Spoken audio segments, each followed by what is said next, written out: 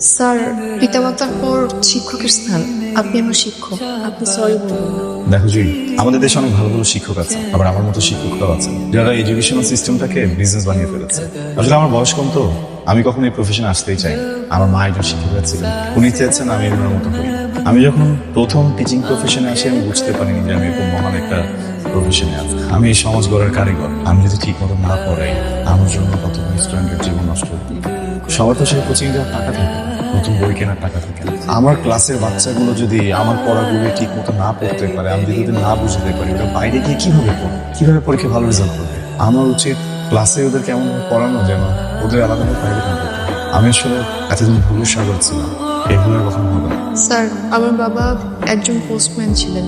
বাবা মরে যাওয়ার পর মা সেলাই কাজ করে আমার পড়াশোনার সব খরচ চালায়। শুধু পড়াশোনা না, সংসারের সব খরচ মাই চালায়। কিন্তু সমাজে অনেক অবহেলিত, কেউ